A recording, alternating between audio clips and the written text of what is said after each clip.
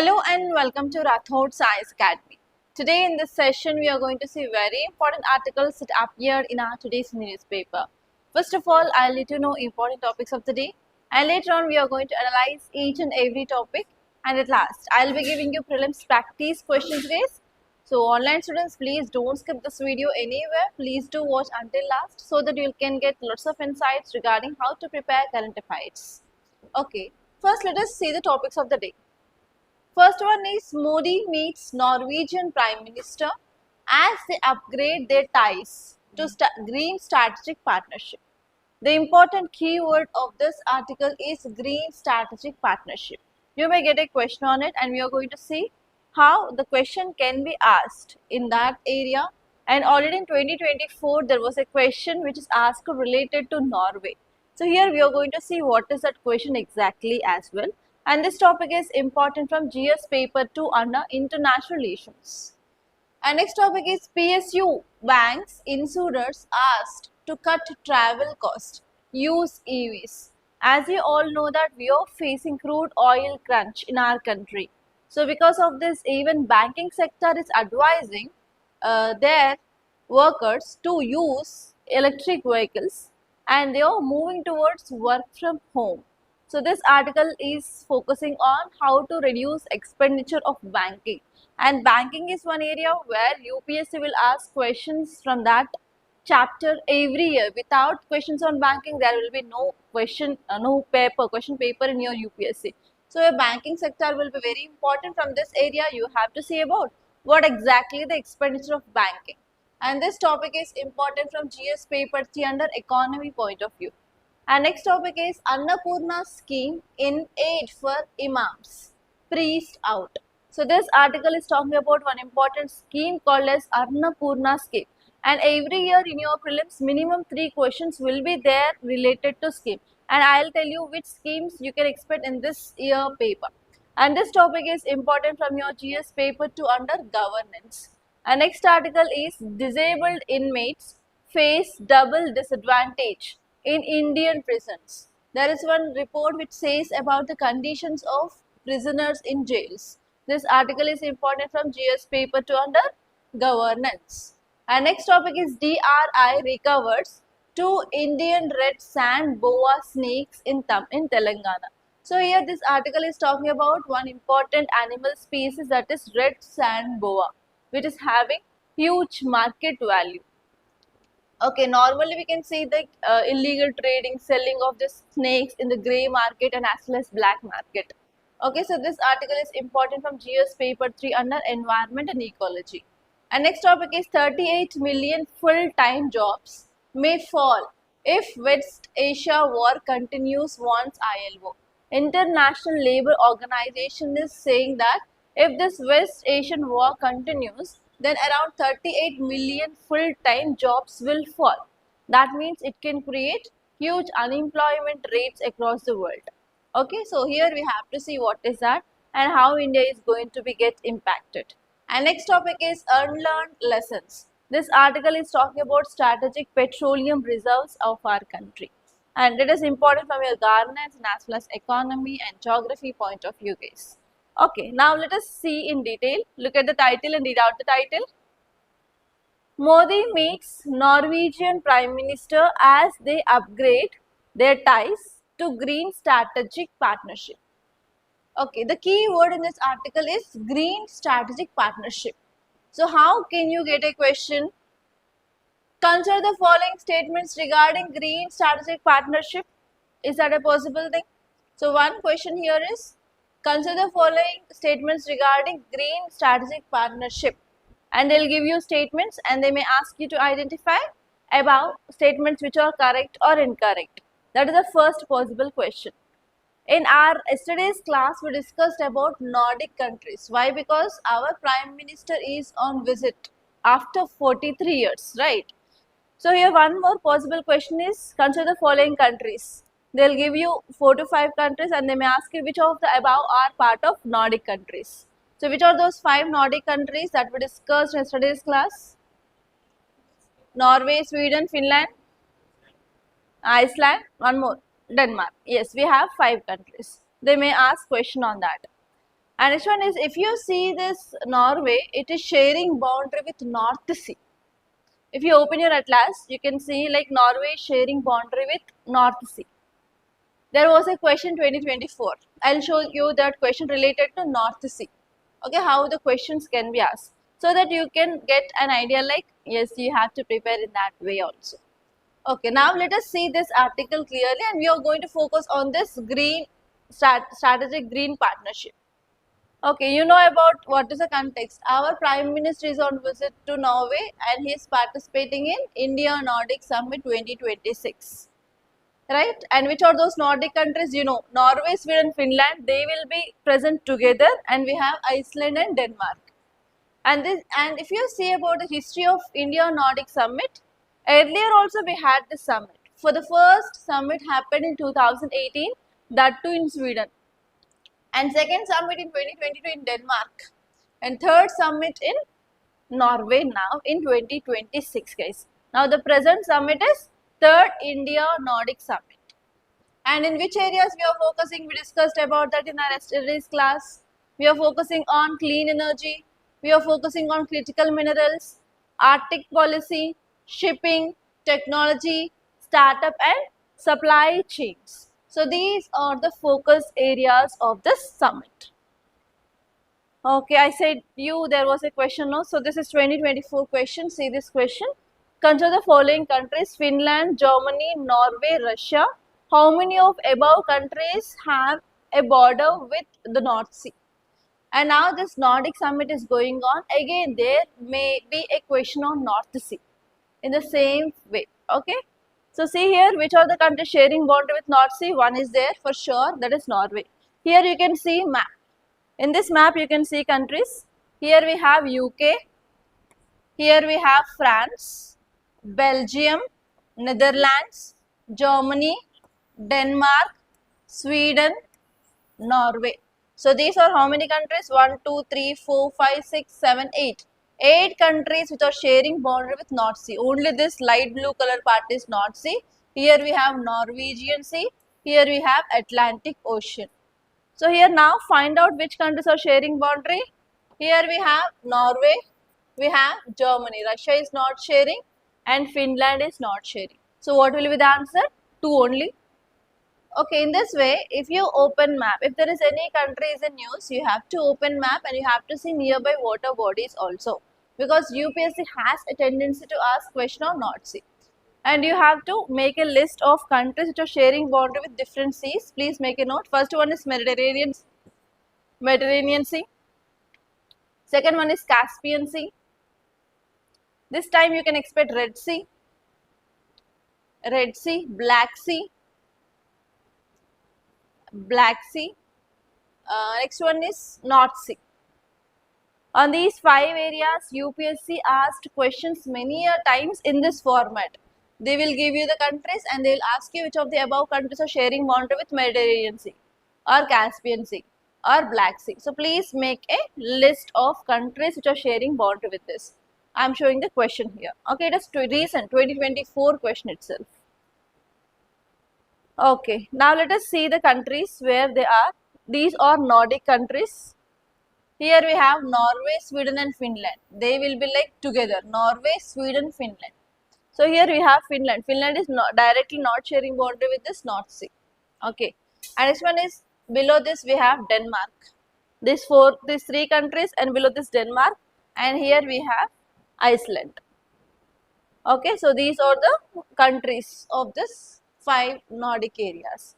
Norway, Sweden, Finland. Below we have Denmark and here we have Iceland. And here we have Atlantic Ocean and here we have Norwegian Sea and this part is North Sea. Here we have North Sea. Okay, North Sea, Norwegian Sea. Here we have Atlantic Ocean. Here we have Greenland Sea. Here we have Iceland. So these are the map locations that you have to remember. And that was the question. Okay, now let us see about what is this Green Strategic Partnership. So actually this Green Strategic Partnership came into existence in year 2020. At that time, India and Denmark had an agreement. In that agreement, they came up with this Green Partnership and they will be focusing on sustainable development and as well as green growth and climate action. And this green strategic partnership will be focusing on especially Paris climate deal.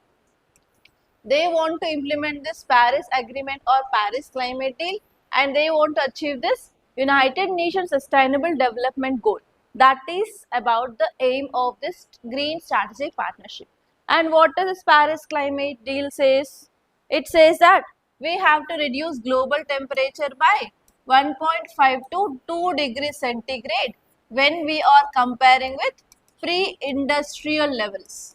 That means before 1990s, how much of temperature was there globally? We have to reduce that temperature. That is the aim of this Paris Climate Deal. And in this Green Strategic Partnership, we are focusing on implementation of this Paris Climate Deal, and we have to achieve even United Nations Sustainable Development Goals. And how many Sustainable Development Goals we have? Yes, we have 17 Sustainable Development Goals, and when we have to achieve that, target year is by 2030 year we have to achieve that. And there is no choice, you have to remember all those 17 Sustainable Development Goals. In that we have about education, we have about hunger, poverty, environment, water, every area had been covered in that. You have to see even gender inequality also covered there. So you have to see what are those Sustainable Development Goals also. Okay, what are the objectives of this green partnership? The first one is they want to focus on climate action. They want to move towards green energy, first foremost important point. And they want to reduce this greenhouse emissions, then only they can control this climate change or global warming. And next one is they are focusing on increasing of economic growth. They want to go for sustainable jobs. They want to go for enhancing of trade, and as well as they want to expand their economic ties. And not only that, these countries are developed countries and they have to transfer technology for India related to fighting of climate change. So these are the points related to this article. Clear? Okay, see this title guys. PSU, what is the full form of PSU? Public sector undertakings. Okay, PSU banks, comma, insurers asked to cut travel cost, use electric vehicles.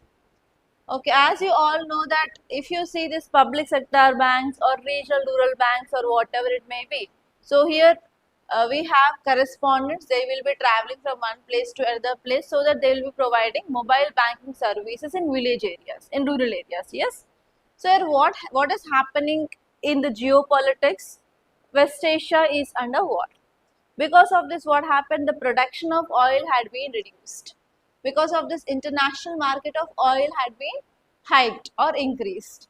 And even because of closure of Strait of Hormuz, they are not going to get this oil, and the movement of ships is not happening in that area. So because of this, now we are facing oil crisis. So because of that, what is happening here? If this public sector banks has to give traveling charges for the employees, what happened? It is increasing their expenditure or not? If expenditure is increasing, then what about the profits and what about the giving of loans to the people?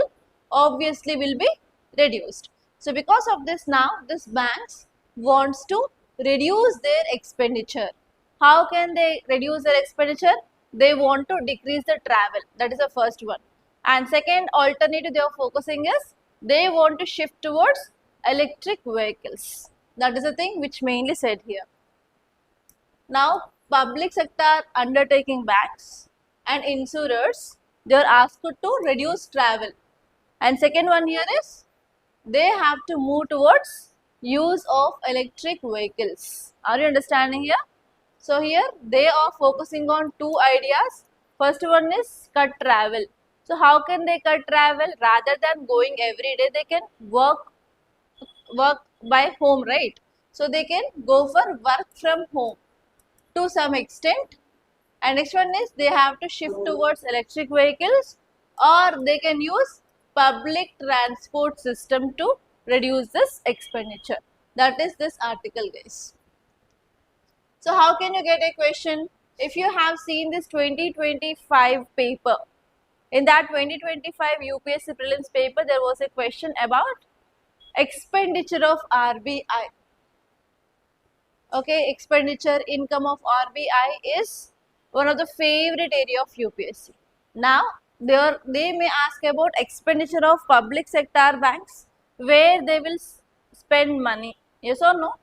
So, in that way, you have to prepare. So, you have to list down the areas where banks will spend their money, okay, rather than income. Okay, now let us see this article here. Ministry of Finance released a circular, and this circular title is Implementation of Austerity Measures for Rationalization of Expenditure. What kind of measures we have to take to cut the expenditure of banks? And it directs all public sector banks, regional rural banks, and public sector insurance companies and public sector financial institutions to cut the cost, and they have to focus on two main areas. What are those two main areas? First one is they have to reduce the travel, and second one is they can adopt electric vehicles so that they can cut expenditure of the banks. And for that, what are the measures you are saying? To keep foreign travel by chairpersons, MDs, CEOs, whole-time directors, board members below existing prescribed limits, and they have to prefer virtual attendance.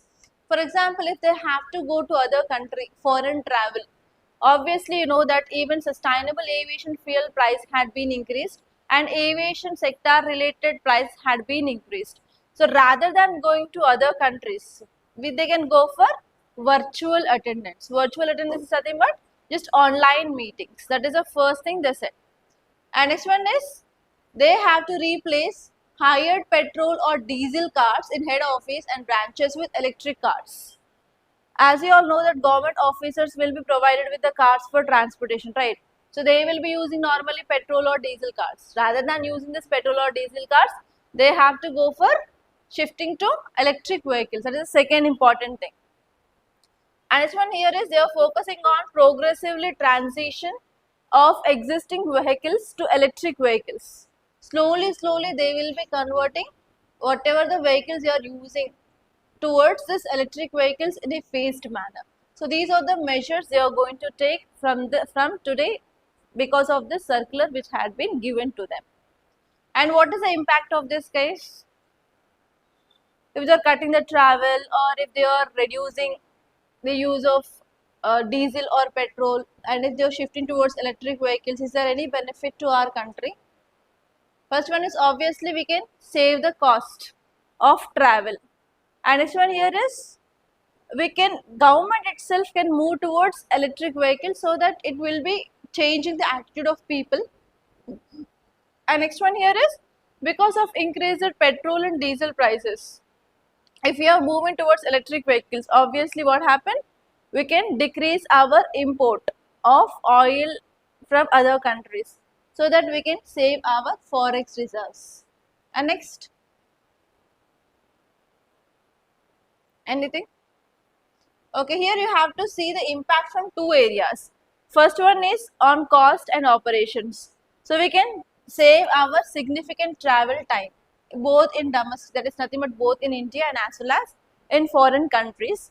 And this one is we can shift to this virtual meeting that could reduce the traveling cost, and as well as it will save time, and even we can improve efficiency because already we learned this kind of experiences during this COVID-19 time. It is not at all like new thing that we have to adapt. And this one here is obviously when we are shifting towards electric vehicles, it will reduce the cost of transportation and even it will increase savings on fuel and as well as maintenance cost as well. So that is the advantage of moving towards this electric vehicles. And this one is, if you see on another side, on public sector banks and insurers. So here we have different banks. In banks also we have big banks and as well as we have small banks. So big banks can adapt to the changes very easily. But for small banks, it will take some time to shift. Especially here, SBI may adapt faster compared to that of others because it is a very big bank. And next one here is sometimes if you're going for this virtual tools, our operations can be disrupted. So it is also one negative impact that we can see, because whenever we are conducting meetings on online, and if you check with the efficiency of the person going there, obviously there will be a lot of difference, right? So here, because of this virtual things, it can affect our operations. That is the second impact. And this one here is mostly here now staff will be pushed towards work from home or hybrid models. So because of this, what happens? We can reduce the travel things. So these are the some positives and as well as negative impacts of this decision, guys. Okay, say this article, read out the title. Annapurna scheme in aid for imams, priest outs. So this article is talking about exclusion of people from this Annapurna scheme in West Bengal region. Okay, if you're getting any of this kind of schemes in news, there will be a chance of getting question. And students who are writing 2026, please make a list. First one is PM Shri. 2026 prelims who are writing, please make a note of this scheme. First one is PM Shri scheme.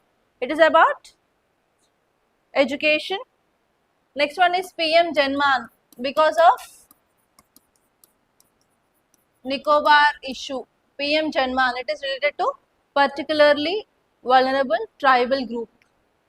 And next one is PM Dhan Dhan Yojana.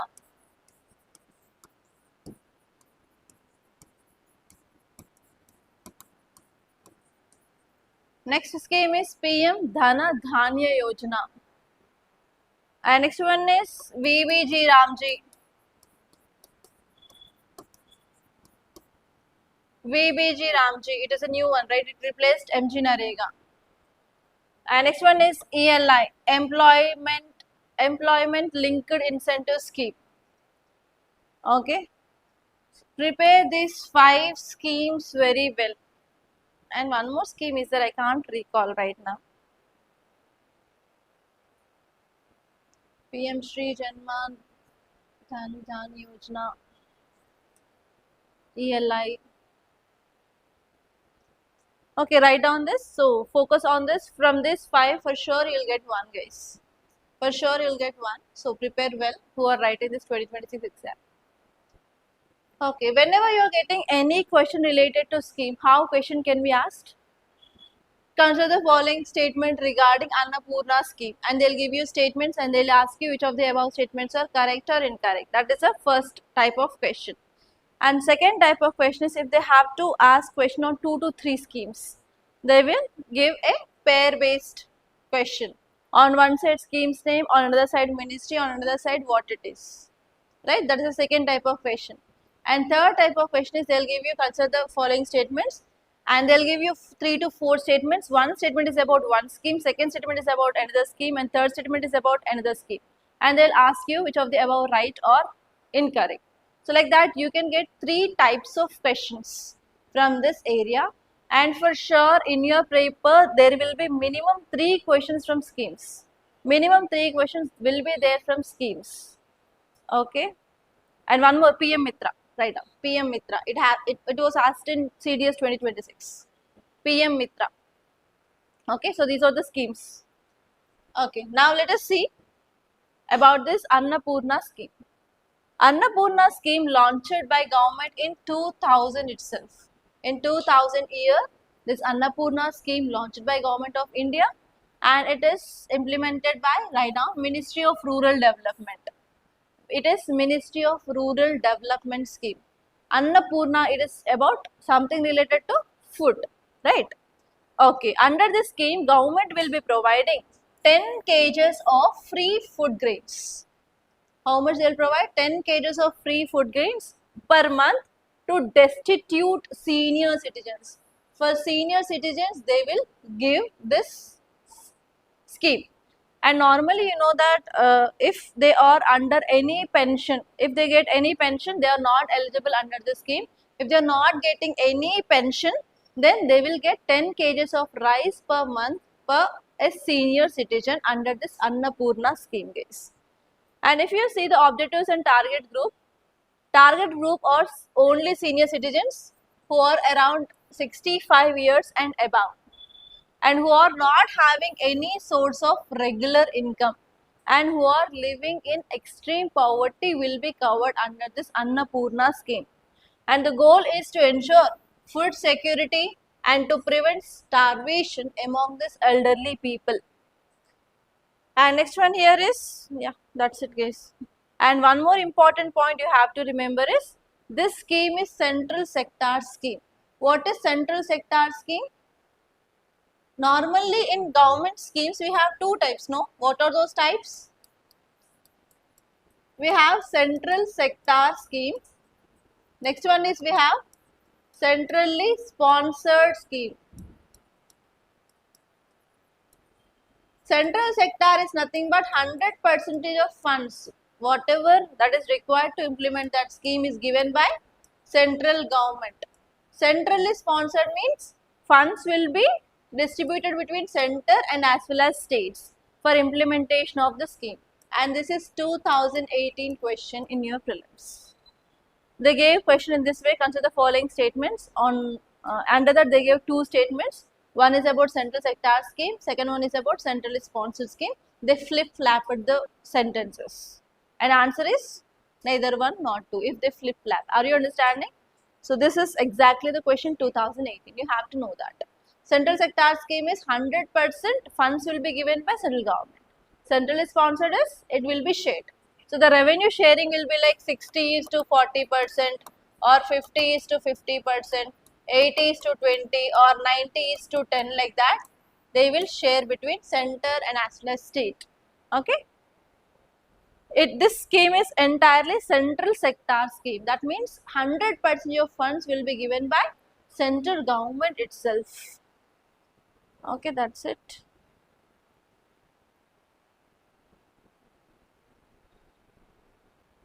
Okay, see this guys. Disabled inmates face double disadvantage in Indian prisons, says report. Okay, so this article is talking about conditions of our jails. So what is the problem that we face in our jails? There is increased under trails. Do you know under trails? Who are these under trails? So here you have to know about problems of our jails or prisons. Have you ever visited prison? Yes. Okay. What they'll do in the prisoners? What they'll do in prisons? Chetlanarthar. Next. Why they will be in prison? If they did any crime or if they did any mistake, and if they are violating law, then what happened? Under law, they will be getting punishment and they will be put under bars. Yes. So here what happens if there is a person who did a theft? Okay, who did a theft? And what happened? Someone will file a case, FIR is filed, and what happens? That person will be placed or taken to the court and judge will give the judgment, right? So if that theft is proved, then judge will give a judgment based on whatever this act done by that person. That is the process, right? But what happens here is, in our country, before giving the judgment, before the charges are proved, if they are in the jail, they are called as under trails. They are not completely trailed by the judge or by the court, and even their allegation had not yet been proved. But even though they are present in the jails, they are called as under trails. Are you understanding here? Okay. So here the major problem in our Indian jails is there is increased number of under trails. Why there is increased number of under trails? So here major problem in our court system, like it may be Supreme Court or High Court or district courts or subordinate courts, whatever it may be, the major problem is pendency of case are increasing. Crimes are increasing day by day, but proving of that crimes is delaying. There is pendency. So because of that, what is happening?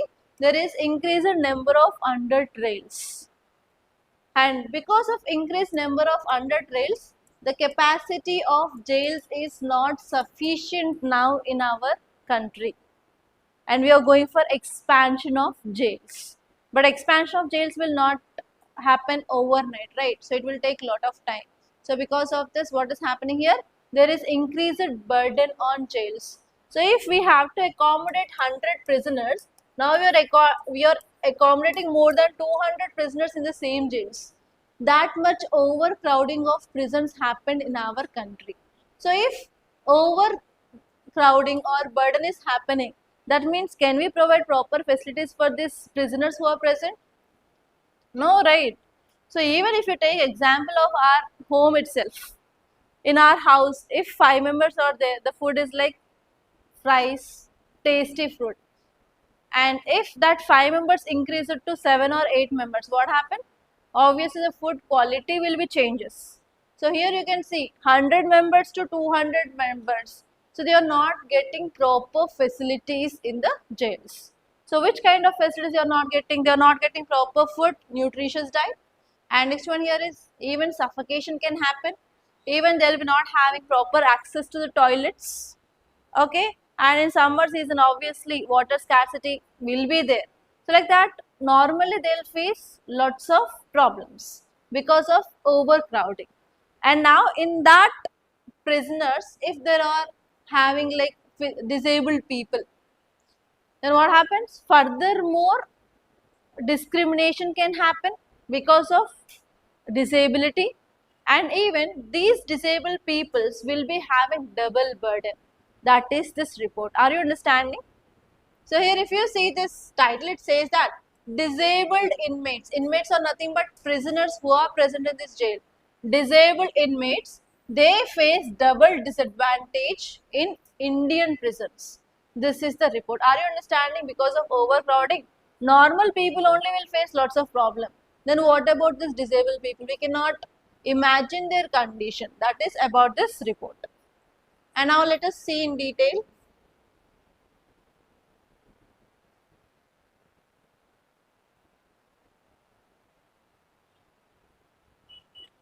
Okay, this report says that people with disabilities are disproportionately affected not only by systemic neglect of their disability related needs, but even there is general harshness of prison environment that is creating double disadvantage. So actually what is happening for this disabled people? There is no proper right to health, and even there is no reasonable accommodation, and even there is no security and equal treatment. So because of these three reasons, they are facing double burden case. And how can you use this article? When you are writing any answer related to people with disabilities, because they are also the part of our society, yes or no? You have the society and social justice topic. Yes, social justice is going on. There you will be having only current affairs, data, number, and it will be like heavy. I can understand. But whenever you get question on people with disabilities, what challenges you are facing, you can add this also, right? Recently report showed that these people with disable are like facing double burden according to so and so report. So if you are writing this, what happened? You can get extra half mark or 1 mark because you are writing one extra point compared to that of others, and you are making your answer unique. Are you understanding? So in that way, if you are getting this kind of reports, you have to use it only for your mains. You cannot expect any direct question, or even you cannot expect any prelims based question directly from this area, but you have to use it for your value addition purpose. Are you understanding? Okay, this is about that topic, guys. Nothing more than that. And see this DRI recovers 2 Indian red sand boa snakes in Telangana. Okay, have you seen this snake? Red sand boa. It is very famous. Normally people say that this snake has 2 heads. Have you seen this? What is the common name? Huh? Ragi Mudra. Okay, other areas? No idea. Rendu tellala paam. Okay. So this is that snake, Indian red sand boa. So actually this snake, where it is used? Any idea? Huh? This snake is having very high demand in international market. Where it can be used? Is it poisonous snake first of all? It is not poisonous. Next, if it is not poisonous, where can be it used? It can be a pet. Now the craze is becoming like people is having so much craze that they have to pet all animals. Even if you go to foreign countries, they are also petting this lions, tigers also. But India, there is no permission for that. But in foreign countries, they have permission. Even if you see the reels, they will be having jaguar, pumas in their home. Yes. So first one is pet. Okay. Second one is they will use in black magic. Yes, they will use in black magic. There are some evidences that they will use in black magic. And next one here is, China, whatever the animal it is there, they will use in their traditional medicine. So even they will use this animal in traditional medicine. And snakes are famous for their leather. Yes, in leather industries also we can use this snakes for making of belts, making of sweaters, raincoats, like that. Okay, so because of this wide range of uses of the snake, there is illegal trade, illegal selling of the snakes will happen. Yes or no? If it is having high demand, obviously people will sell in the grey markets, black markets for getting of profits. That is called as illegal trade. Yes. So now tell me guys, which organization in India which controls illegal trade of animals? Come on. CITES, CITES. This time for sure you may get a question on CITES because this year marks 50th anniversary of CITES. Okay, now we have one organization in our country called as CITES, which focuses on stopping of illegal trade of animals. Okay, is there any connection? So there is illegal trade of this animal is happening. Because of this we have a CITES and we are controlling that. So there is one underground operation happened in Telangana state. In that underground operation, they got 2 live Indian sand boa snakes were rescued. So because of this, it is in news. Okay. How can you get a question? Consider the following statements regarding red sand boa, and they will give you 2 to 3 statements, and they will ask you which of the above statements are correct or incorrect. That is the first one. And second one is, apart from this sand boa snake, there are other animals which are traded illegally. Which are those animals? First one is pangolins. You know this pangolins, and it is repeated theme of UPSC. And next one is, any other idea? Which animal is traded more?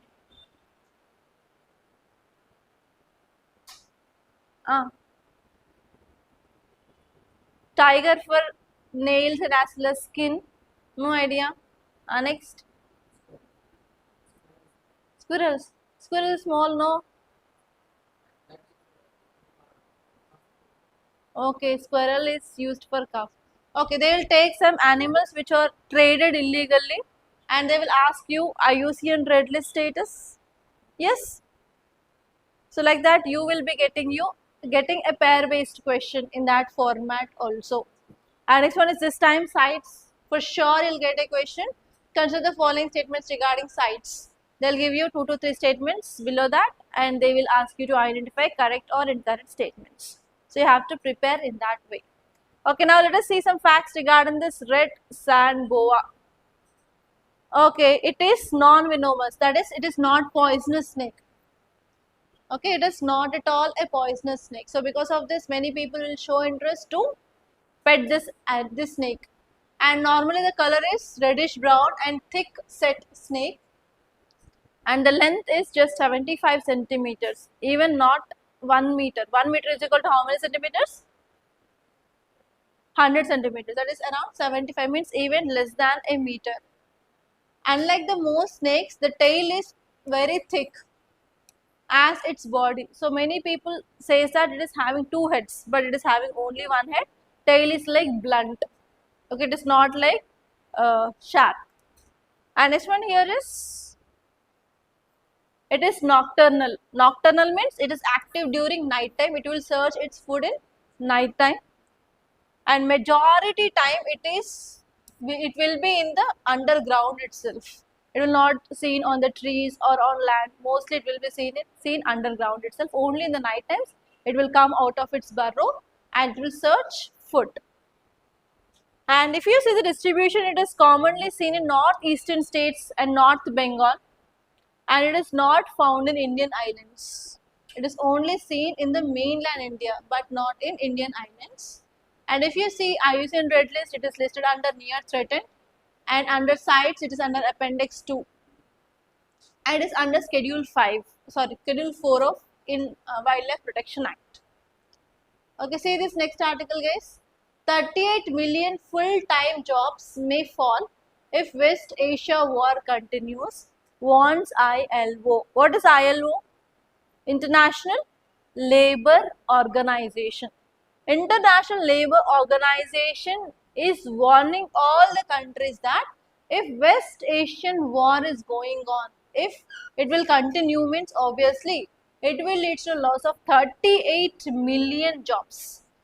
Why? Because many people will be working in oil fields, gas fields, and apart from that, construction sites in this area, and even dates, palm related fields, the people will be working.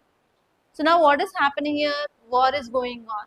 Because of that, if oil fields and gas fields are shut down, and if these construction sites are closing the works, obviously what happened? Different people who entered into this West Asia will be losing their jobs. So how many people are going to lose jobs? 38 million full-time jobs. You can understand. Even West Asia is one of the first attracted destination for Indians who want to emigrate from India, right? Especially many people who are of Indian origin, they are working in these Gulf countries. Obviously, it will be having impact on our country. What will be the impact we can see because of loss of employment of 38 millions in West Asia? First one is it will be affected our remittances. Yes, what is remittance? Indians going out of India and they are working in some other place and they will earn some money. After earning some money, they will send some amount back to their parents in the home country, right?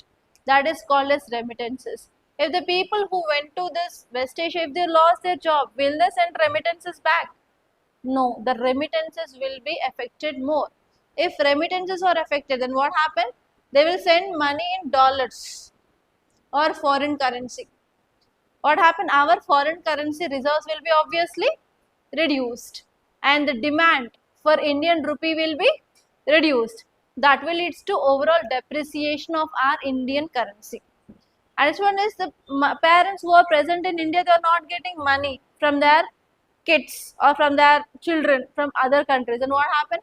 Obviously, that will lead to increased poverty in our country. Yes, and those people are like elderly people. If elderly people are not getting financial support from their children, then what happened? Government has to increase their expenditure on this elderly people, yes, in the form of Annapurna scheme or in the form of pension or in the form of providing insurance for health, etc. That will lead to furthermore increased burden on government as well. So because of this, if something happens in one country, obviously it will be affecting different countries in the world because we are in globalized era. Okay, that is about this topic, guys. And say this article, unlearned lessons. India's inadequate strategic petroleum and gas reserves stand exposed. This article is talking about strategic petroleum reserves. What are these strategic petroleum reserves? India is not having oil reserves much, which is required for our daily requirement. Yes, accepted. So what we do? We will go to other countries, and from other countries we will import oil. From which countries we are importing? From West Asia, from US, from Russia, from Venezuela. Like that, we diversified our imports of crude oil, right? Okay. So we are getting all this oil from different countries, but where we are storing? Can we store like that open space? What happened? It may be volatile, right? So for that reason, we arranged strategic petroleum reserves. That means we can store huge amount. In our home also we have tank. In that tank we will store what? Water. In the same way, what we will do? In India also, to store this oil which we are getting from other countries, we arranged strategic petroleum reserves. And we have how many reserves? At present we have 3 reserves. What are they? One is in Visakhapatnam, second one is in Padur, third one is in Mangalore. So in these 3 areas we have this strategic petroleum reserves, and we are expanding further. We are expanding further in this Padur region, and next one is Chandi coal. We have strategic petrol reserves in these 4 areas right now. But what is the problem here is, because of this closure of Strait of Hormuz, we are not getting this oil supply from that area. And whatever the petroleum and diesel which we already stored in that, it is enough only for next 25 to 30 days only. So because of this, what happens here? If suddenly everything had been exhausted, means we have to face crunch for diesel and as well as petrol in our country. So here this article is saying that India is not having adequate strategic petroleum reserves. So because of this, in future we may face problem. So what are the alternatives here? We have to move towards renewable energy sources rather than depending on this fossil fuels. Okay. So you have to think about what are the advantages of the strategic petroleum reserves, and we have to think about what are the challenges to expand this, and you have to give some measures for the people how to come out of this situation. That will be your mains based question. Is clear? No one of remembering this data, you can't remember also, it is waste of your time. And it will increase anxiety, like I am not remembering that, I am not remembering that. That is not at all necessary. Okay, only just remember the concept, what it is. See this question, guys. Answer this question with reference to red sand boa. Consider the following statements. First one is, it is a non-venomous snake species found in India. Second one, it is listed under Schedule 1 of Wildlife Protection Act. And next one is, it is commonly associated with illegal wildlife trade due to superstitious beliefs.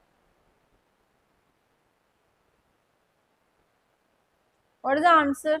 Non-venomous or venomous? Yes, one is right for sure. Keep the second aside. See this next one. Associated with illegal wildlife trade or not? Illegal trade is going on just for superstitious belief. And say this second one, what is the status that I said?